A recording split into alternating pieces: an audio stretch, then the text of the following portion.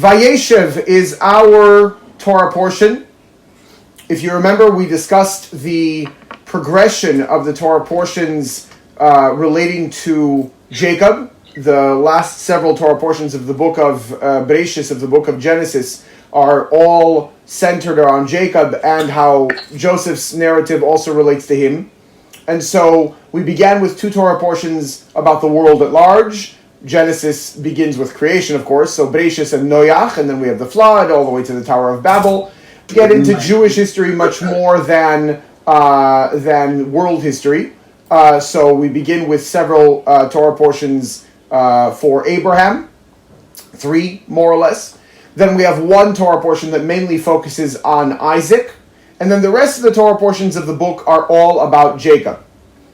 In that Jacob is our father. Of course, Abraham is the first Jew, and Isaac is also part of the forefathers. Nevertheless, Jacob is really our father in that we are the children of Israel, or the house of Jacob. Of course, from Abraham also you have other children. From Isaac you have another child, Esau. But from Jacob is really only the Jewish people. Therefore, as much as all of what happens to the forefathers, whether it's Abraham, Isaac, or Jacob, is for us a lesson, an indicator, nevertheless, for Jacob especially, this is the case. So when we take a look at the progression of the Torah portions related to Jacob, we begin with going out. We begin with when Jacob is running away from his brother Esau, and the Torah portion there is called Vayeishev. So the soul has to leave, has to go out from that spiritual cocoon, which is heaven, and come into a physical world, which is not necessarily conducive to serving God all the time, but that, of course, is for the eventual elevation of that very same world.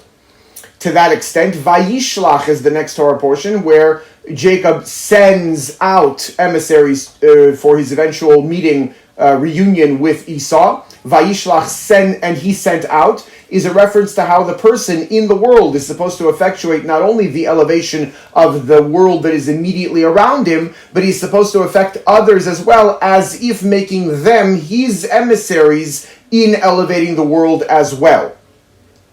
And after Vayishlach, which was last week's Torah portion, we come to Vayeishev, our Torah portion, which means and he dwelled, or literally and he sat. When we take a look, however, at the contents of the actual Torah portion, it's anything other than comfortable dwelling. Jacob dwells in Israel, that's true, but at the very same time, he almost immediately goes into mourning because of what happens with his son Joseph. Joseph is sold down to Egypt, he thinks he's dead, etc. How this in the world could be called Vayeishev, and he dwelled, or he sat, he had basically comfort, right? You sit down in your recliner after a hard day of work, that's Vayeishev. This is anything but. So it's explained that the righteous really have no rest, are not supposed to have rest, spiritual rest, in the world that they are living in, because they are supposed to always be elevating the world. And by that same token, even in the world to come, they have no rest because they're always ascending rung after rung. And so the real rest, the real dwelling for a righteous person is constant elevation of that which is around him, whether in the context of this material world and even in the supernal realm. That means that specifically in the scenario where things are not necessarily going so smoothly, but that only means it's a descent for the purpose of an ascent, as we'll see a little bit later in the actual Aliyah summary, that is the dwelling, that kind of reclining, as it were, for a righteous person. And that's the next stage in the soul's progression. It left from heaven into this world. It effectuated the positive influence upon even other people so that they should elevate their portion of the material world. But that doesn't mean that we stop. That actually means that we continue to work even harder, and that should be taken as our dwelling, as our kind of being at home, in that constant elevation for God's sake. In this week's reading, Vayeishev, Joseph relates to his brothers his grandiose dreams of greatness, arousing their jealousy. He is consequently sold into slavery to an Egyptian master. After defying his Egyptian master's wife, Joseph is thrown into jail, where he interprets the dreams of Pharaoh's cupbearer and baker. The story of Judah and Tamar is also related at length. The first Aliyah. Jacob and his family settled in Canaan. Of all his sons, Jacob favored Joseph, the firstborn of his deceased beloved wife Rachel, and he made for him a special robe of fine wool. The terminology in the verse for this special robe is kseines pasim, which is usually mistranslated as something like a technicolor coat. The reality is that this coat or robe did have many colors, but because of that relatively ambiguous translation, technicolor coat, very often it is rendered in all sorts of musicals and plays and whatever as being many colors all mixed together. Kind of like these or clothing from the 60s and 70s where you have all the colors that are kind of rainbow that's not exactly straight. But the reality is that the translation is kseines pasim, a robe of stripes. Of course it had many colors. It had specifically the 7 colors of the rainbow. But they were striped. They didn't intermingle, and why Jacob gave such a coat, why this was the indication of his favoritism, and we'll deal with that in a second as well, how a father of any level, certainly of a level of a righteous person, can show favoritism to a child. But that aside for a second, the way that Jacob showed his favoritism to Joseph is that he indicated that he would be the next leader of the Jewish people, specifically by virtue of giving him such a robe of striped colors. The 7 colors of the rainbow indicate the 7 different midas, the 7 different character traits that all people have. The human psyche is made up of 7 character traits. Everyone has all 7, things like kindness, judgment, perseverance, etc.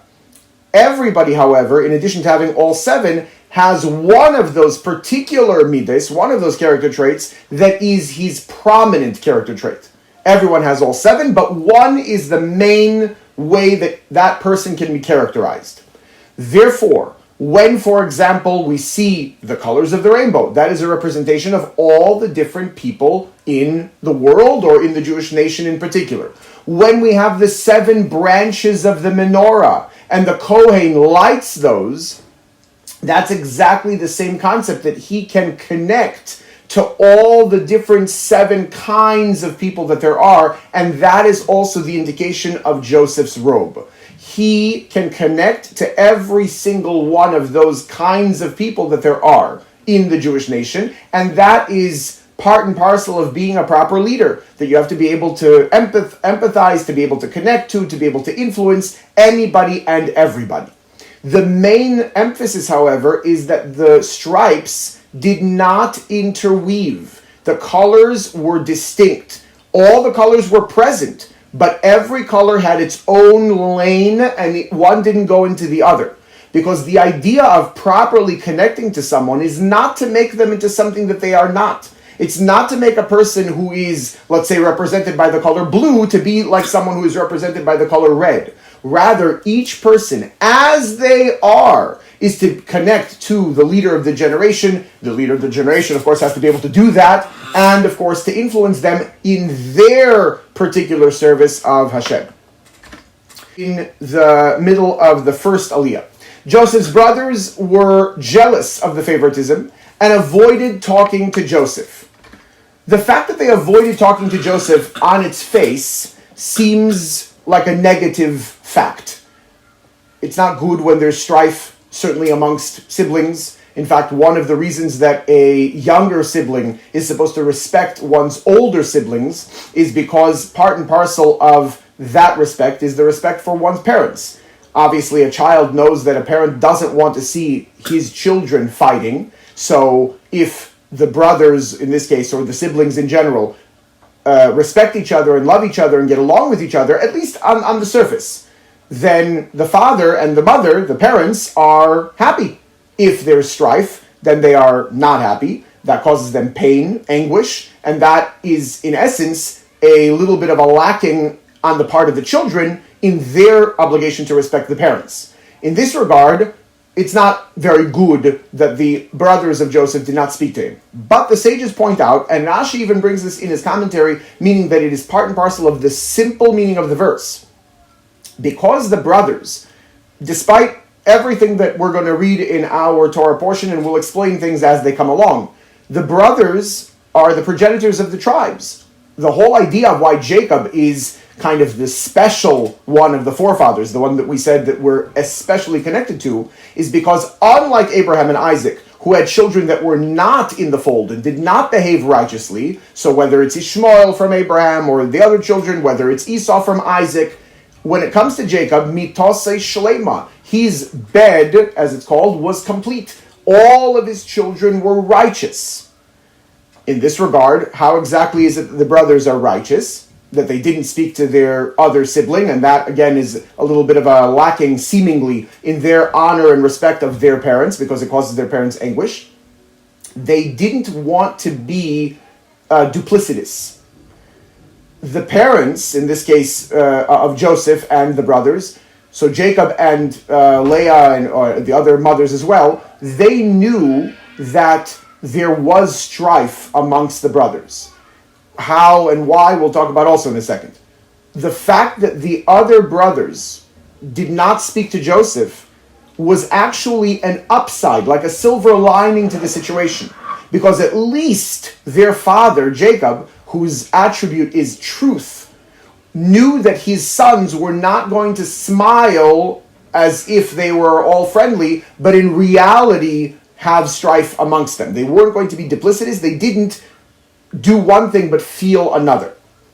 The main reason for this strife between the brothers, before any of the dreams of Joseph that we're going to read about in a second, was the fact that when Joseph saw his brothers doing things that he thought were wrong, he would tell their father.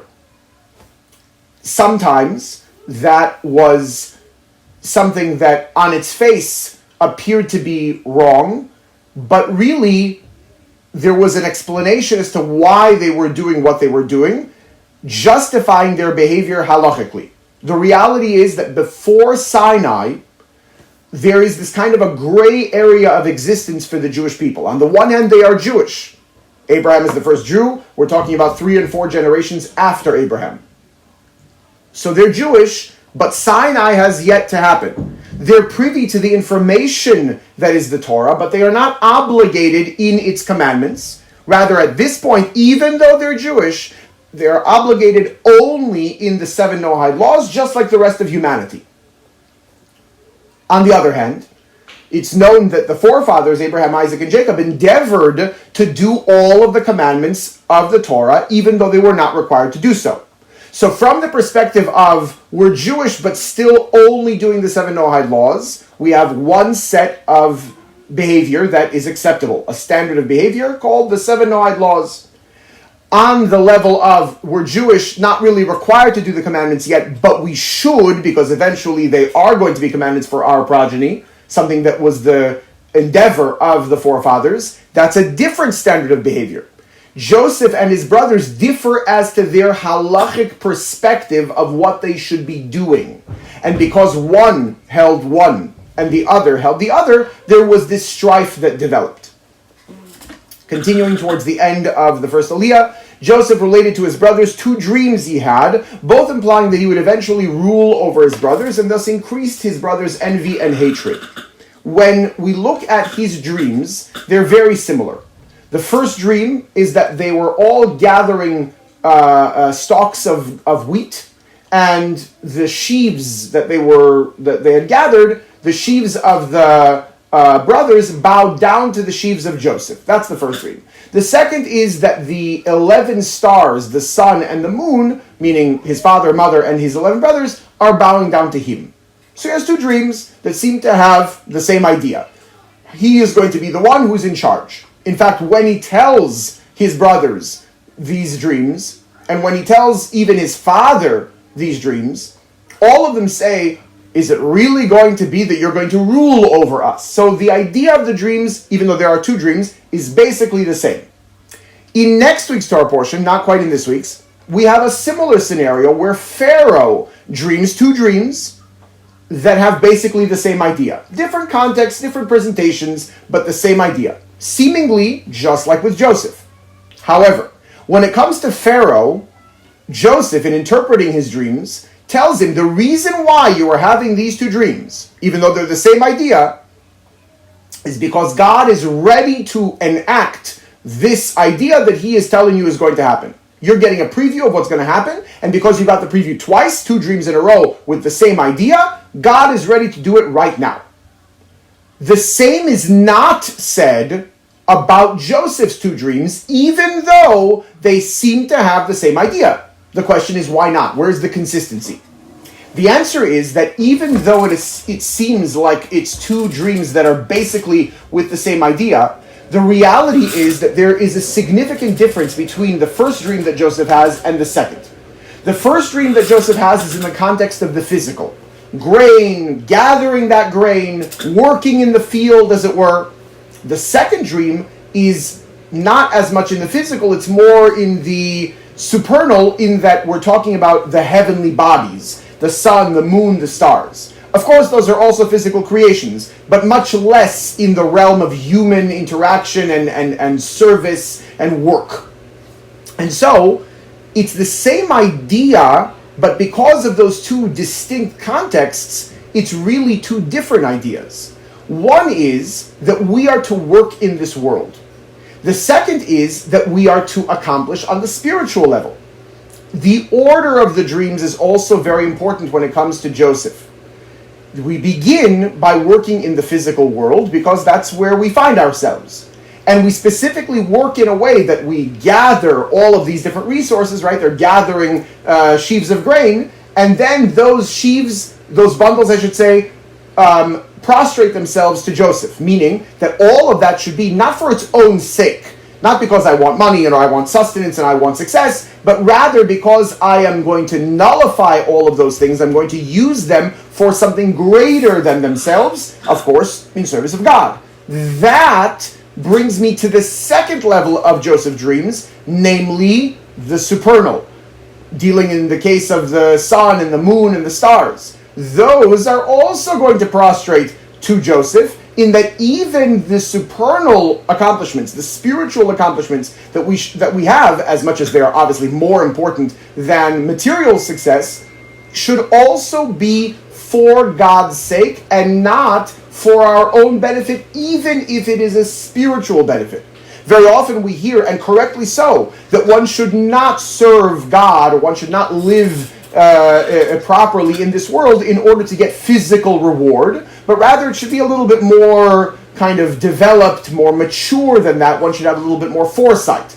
Rather, some say that one should do all the commandments and serve God in order to have a portion in the world to come. In other words, a reward in the spiritual realm after one's life, physical life, is over.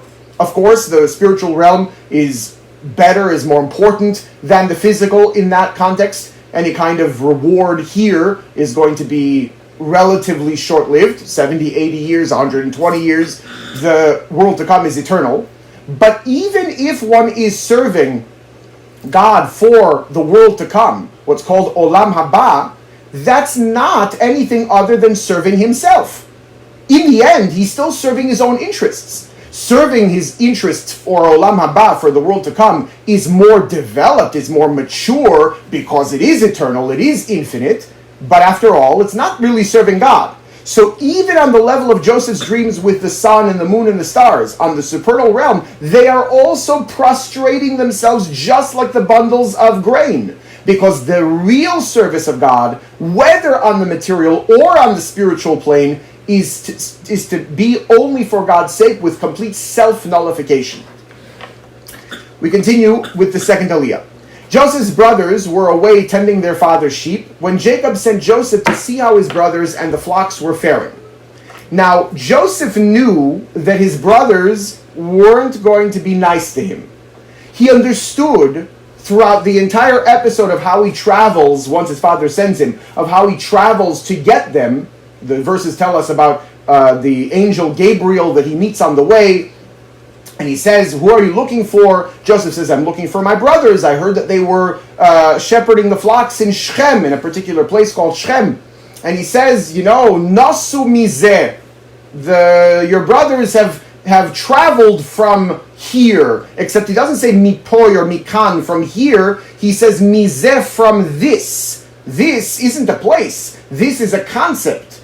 What have they traveled from? You called them your brothers. I'm looking for my brothers. I heard that they were shepherding in Shechem. But you should know, nasu mizeh, they have traveled from being your brothers. They no longer look at you like a brother. They are looking to harm you. They're looking to kill you. And nevertheless, Joseph continues on the mission, on this endeavor that his father commanded him.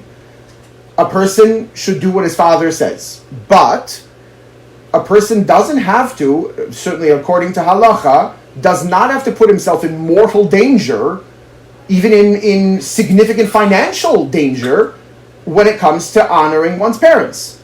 There are certain things that one is required to take from one's parents, as long as they're not abusive, but even if they're harsh, if it's a punishment, even if it's a certain kind of an embarrassment, because part of child rearing is making sure that the child becomes who they should be, and sometimes the rule of Newton that something at rest tends to stay at rest. So if a child tends to behave in a way that's not ideal, sometimes the parents have to push, and sometimes that push is not pleasant. So in that regard, a person has to listen and has to obey their parents, even if it's not necessarily all that pleasant. Again, we're not talking about abuse, we're talking about just tough love.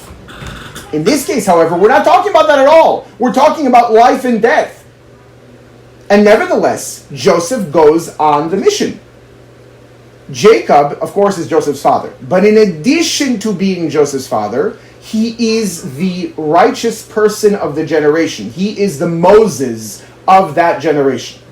And as much as one has to revere his parents, has to honor and revere his parents, the Talmud tells us that one has to revere his teacher, his main teacher, even more than that. Because as much as a biological father has brought a person into physical life, right, without the biological father, the person wouldn't physically have a body, the teacher, in this case, like the Rebbe of the generation, the Moses of the generation, has brought the person into spiritual life by teaching him Torah.